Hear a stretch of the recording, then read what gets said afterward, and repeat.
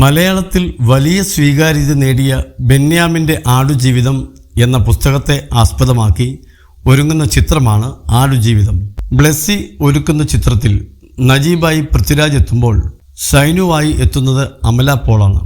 കാലങ്ങളായി തെന്നിന്ത്യൻ സിനിമയിൽ നിറഞ്ഞു നിൽക്കുന്ന നടിയാണ് അമല പോൾ.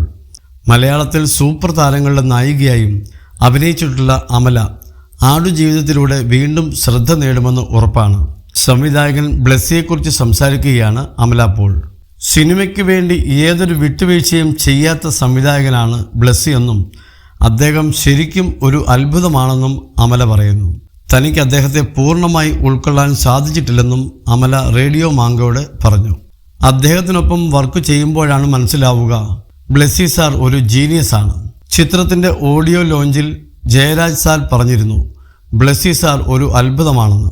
ശരിക്കും അദ്ദേഹം ഒരു അത്ഭുതം തന്നെയാണ്. എനിക്കത് ഉൾക്കൊള്ളാൻ മാത്രമുള്ള കപ്പാസിറ്റി ഉണ്ടെന്ന് തോന്നുന്നില്ല. ബ്ലെസ്സി സാർ പറയുന്ന അത്രയും ഡെപ്തിൽ നമുക്ക് പെർഫോം ചെയ്യാൻ കഴിഞ്ഞാൽ അതൊരു വലിയ കാര്യമാണ്. എനിക്ക് തോന്നുന്നത് ലാലേട്ടനും മമ്മൂക്കയുമൊക്കെ അതായിരിക്കും ചെയ്തിട്ടുണ്ടാവുക. അത്രയും ആത്മാർത്ഥമായിട്ടാണ് എല്ലാ ടെക്നീഷ്യന്മാരും വർക്ക് ചെയ്യുന്നത്. റസൂൽക്ക ഒരു ഓസ്കാർ വിന്നറാണ്. ഓരോ സീൻ എടുക്കുമ്പോഴും അത്രയും നിശബ്ദതയായിരിക്കും. 1-2 കിലോമീറ്റർ ദൂരത്ത് തന്നെ എന്തെങ്കിലും ശബ്ദം വന്നാൽ മൈക്ക് അത് പിടിച്ചെടുക്കും. ആ സൈലൻസ് വരുന്നത് വരെ അദ്ദേഹം ഷൂട്ട് ചെയ്യില്ല. അഭിനേതാക്കൾ എല്ലാവരും അവരുടെ പൊസിഷനിൽ തയ്യാറായിരിക്കും.